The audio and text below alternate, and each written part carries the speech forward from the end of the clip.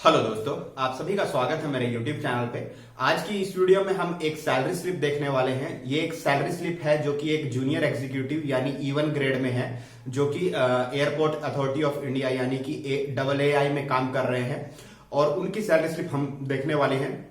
और वो लगभग 2 साल से एयरपोर्ट अथॉरिटी ऑफ इंडिया में काम कर रहे हैं। तो जैसा आप सभी को पता होगा, airport of authority of India ने अभी कुछ वैकेंसीज निकाली हैं जूनियर एग्जीक्यूटिव्स के लिए और मैनेजर्स के लिए। जूनियर एग्जीक्यूटिव जो कि E1 की पोस्ट है, जिसका की पे स्केल है 40,000 वाला। और मैनेजर की जो वैकेंसी निकाली है वो E3 की पोस्ट है, जिसका पे स्केल है 60,000 वाला। तो ये 2 तरह की वैकेंसी निकाली है। टोटल 369 वैकेंसीज निकाली हैं। जो जूनियर एग्जीक्यूटिव की वैकेंसी है उनके लिए कोई भी एक्सपीरियंस नहीं चाहिए उसमें, जैसे कि एयरपोर्ट ऑपरेशंस की वैकेंसीज हैं और एयर ट्रैफिक कंट्रोल यानी जिसको ATC बोलते हैं उसकी वैकेंसीज है। और वहीं पे दूसरी साइड में जो E3 की वैकेंसी निकाली है, जो कि मैनेजर की वैकेंसीज हैं, उसमें एक्सपीरियंस चाहिए, 5 ईयर का एक्सपीरियंस चाहिए। तो उसमें वही लोग भर सकते हैं जो कि जिनको की एक्सपीरियंस है 5 साल का। तो अब हम देखेंगे कि सैलरी स्लिप में क्या क्या कंपोनेंट होते हैं। वो सारे कंपोनेंट मैं आपको एक्सप्लेन करने वाला हूं। तो देखते हैं ये सैलरी स्लिप। तो जैसा आपको इस सैलरी स्लिप में ये दिख रहा है, यहाँ पे स्केल लिखा हुआ है और ये पे स्केल लिखा हुआ है और इसके सामने लिखा हुआ E1, मतलब ये जूनियर एग्जीक्यूटिव की सैलरी स्लिप है। और उसका यहाँ पे स्केल बताया हुआ है। जूनियर एग्जीक्यूटिव का पे स्केल कितना है, 40,000 से लेके 1,40,000 तक जूनियर एग्जीक्यूटिव का पे स्केल है।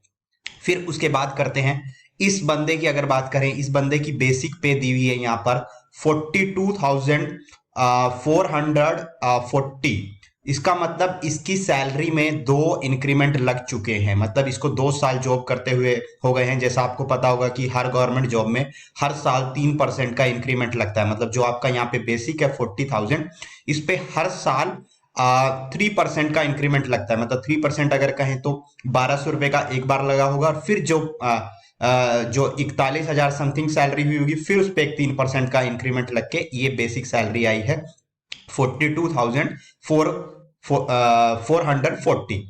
अब हम यहाँ पे अर्निंग्स की बात करते हैं। अर्निंग में क्या क्या कंपोनेंट है, तो आपको दिख रहा होगा पहला कंपोनेंट बेसिक पे।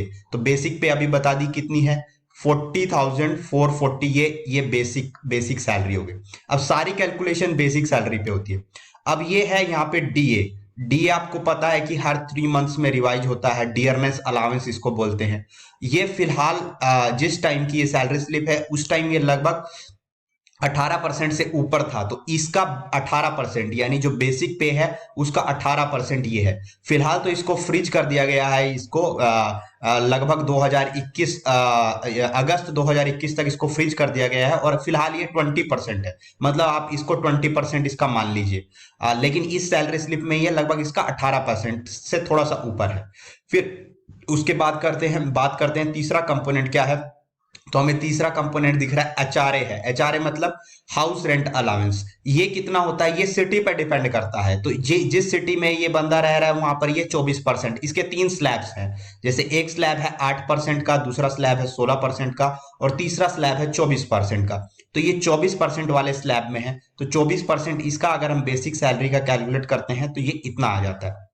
फिर जो चौथा कंपोनेंट, क्योंकि ये PSU है तो PSU में आपको पता होगा कि 35% आपको क्या मिलता है, पर्क्स मिलते हैं। आपको 35% पर्क्स मिलते हैं। तो आप अगर 35% कैलकुलेट करेंगे इसका, तो आपको पर्क्स मिल जाएंगे कितने, 14,854 रुपए आपका पर्क्स जिसको बोलते हैं 35%, वो आ जाएंगे।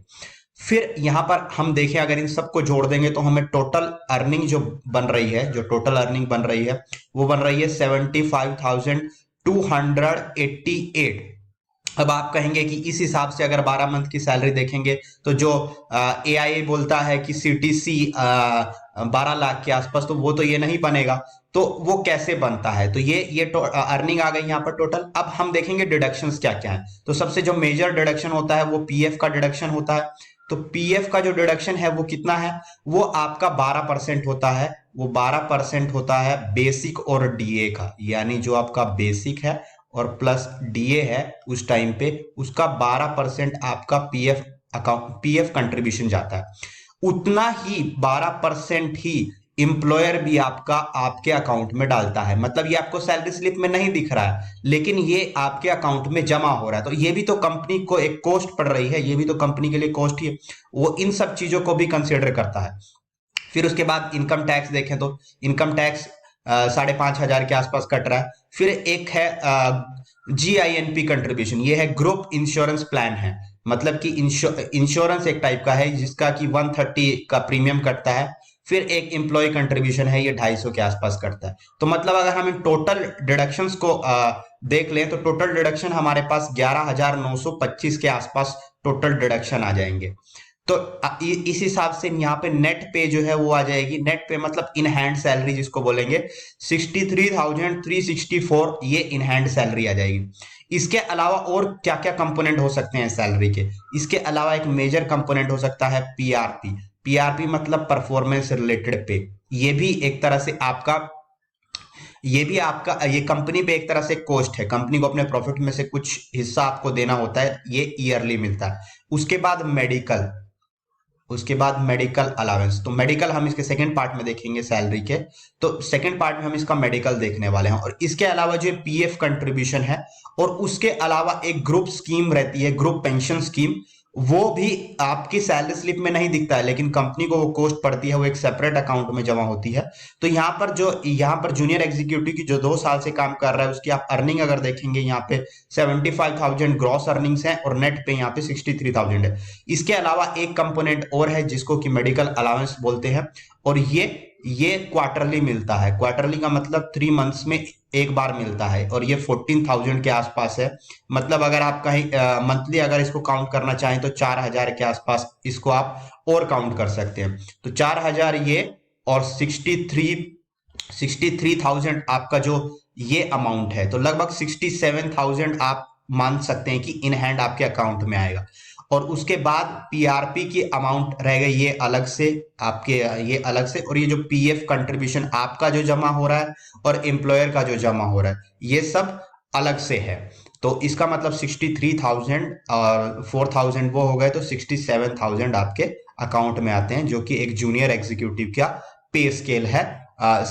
एक सैलरी स्लिप है जूनियर एग्जीक्यूटिव की, जो कि एयरपोर्ट अथॉरिटी ऑफ इंडिया में काम करता है। तो यही था इस वीडियो में। इसके अलावा अगर आपको किसी और कंपनी की सैलरी स्लिप, उसी और PSU से रिलेटेड या किसी गवर्नमेंट जॉब से रिलेटेड कुछ और जानना है, तो आप कमेंट बॉक्स में वो वीडियो बनाने के लिए बोल सकते हैं, मैं वो वीडियो बनाऊंगा। तो थैंक यू, यही था इस वीडियो में। Thank you.